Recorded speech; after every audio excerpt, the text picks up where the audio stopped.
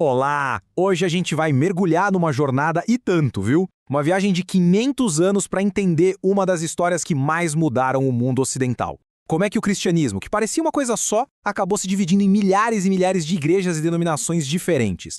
Sabe, essa é uma pergunta que muita gente se faz. Por que tem uma igreja luterana numa esquina, uma batista na outra e uma Assembleia de Deus logo ali na frente? Pois é, a resposta para isso é uma história fascinante que mistura teologia, política e uma verdadeira revolução na fé pessoal de milhões. E o ponto de partida para essa baita transformação foi um só ato, de um monge alemão chamado Martinho Lutero. A verdade é que ele não queria começar uma revolução, não mesmo. Mas o protesto dele contra algumas práticas da igreja da época, digamos que isso acendeu um pavio que causou uma reação em cadeia que mudou o mundo para sempre. E esse movimento todo ficou conhecido como a Reforma. E olha, não foi só uma reforminha não, foi uma reestruturação completa da fé para muita gente. A ideia de uma única autoridade religiosa foi posta em xeque, abrindo um espaço enorme para novas interpretações. E no coração, no DNA da reforma, estavam 5 ideias muito poderosas, conhecidas como os 5 solas. Elas basicamente redefiniram a fé, focando em alguns pontos cruciais. Sola Scriptura, ou seja, a Bíblia como a única autoridade final. Sola Fide e Sola Gratia, que dizem que a salvação vem só pela fé e pela graça de Deus. E para fechar, Solus Christus e Soli Deo Gloria, que afirmam que tudo é por meio de Cristo e para a glória de Deus. Simples e direto. Ok, vamos entender como a coisa começou a se dividir. As primeiras grandes fraturas não foram movimentos populares isolados, sabe? Elas são chamadas de magisteriais, porque, olha só, tiveram o apoio de reis, príncipes, do poder do Estado, que viram ali uma chance de fortalecer o próprio poder também. Então, logo de cara se formaram 3 grandes correntes. Primeiro, claro, o luteranismo com o foco total na ideia da salvação pela fé. Depois, veio o movimento reformado, lá na Suíça, com Calvino, que martelava na tecla da soberania absoluta de Deus. E por fim, o anglicanismo, que nasceu na Inglaterra por razões bem mais políticas e tentou criar uma espécie de caminho do meio entre a tradição católica e as novas ideias protestantes. Mas para uma galera, essas reformas que tinham o dedo do Estado não foram longe o bastante. Aí surgiu uma nova onda que ficou conhecida como a Reforma Radical. A ideia central deles era, para a época, revolucionária. A igreja e o governo, eles deveriam ser coisas completamente separadas. E dentro desses grupos radicais, 2 se destacam. Primeiro, os anabatistas. Eles só batizavam adultos, porque argumentavam que a fé precisa ser uma escolha consciente. E, derivando de movimentos parecidos, surgiram os batistas. Eles foram além e defenderam a liberdade religiosa para todo mundo, não só para eles.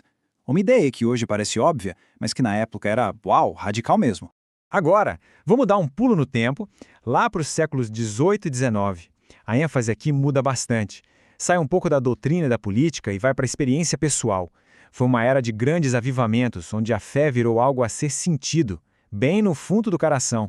O grande exemplo disso é o movimento metodista, liderado por John Wesley. Ele falava muito de uma experiência de conversão que ele mesmo descreveu como sentir o coração estranhamente aquecido. A fé para ele não era mais só ir à igreja no domingo, era uma transformação pessoal, emocional, de dentro para fora. E para o Wesley, essa fé pessoal tinha que transbordar para o mundo. Essa frase dele é muito forte. Basicamente, ele acreditava que a fé de verdade leva à ação social. E os metodistas se engajaram mesmo, em lutas contra a escravidão, o trabalho infantil e muitas outras injustiças da época. E esse foco todo na experiência pessoal acabou acentuando uma grande divisão teológica que já existia. De um lado, o calvinismo, que enfatiza a escolha soberana, a predestinação de Deus na salvação. Do outro, o arminianismo, muito ligado ao Wesley, que destaca a nossa capacidade como seres humanos de responder livremente à graça de Deus. Essa diferença ajuda a explicar até hoje por que igrejas como a presbiteriana e a metodista pensam de formas diferentes. E então, a gente chega no século XX, e aqui acontece talvez a mudança mais dinâmica, mais explosiva de todas, o surgimento do pentecostalismo. Um movimento que literalmente mudou a cara do cristianismo no mundo todo. A gente pode entender a evolução desse movimento em 3 grandes ondas. A primeira foi o pentecostalismo clássico, bem focado nos dons espirituais. Depois veio uma segunda onda que usou muita mídia, o rádio, a TV, e deu uma ênfase enorme na cura divina. E por fim, a terceira onda, o chamado neopentecostalismo, que trouxe novas ideias como a teologia da prosperidade e o conceito de batalha espiritual. Bom, depois dessa viagem toda, passando por tantas divisões e subdivisões, qual é o saldo final?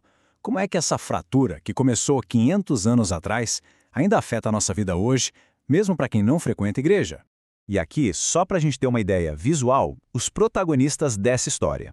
Do Lutero, que deu o pontapé inicial, ao Calvino, que foi o grande organizador das ideias.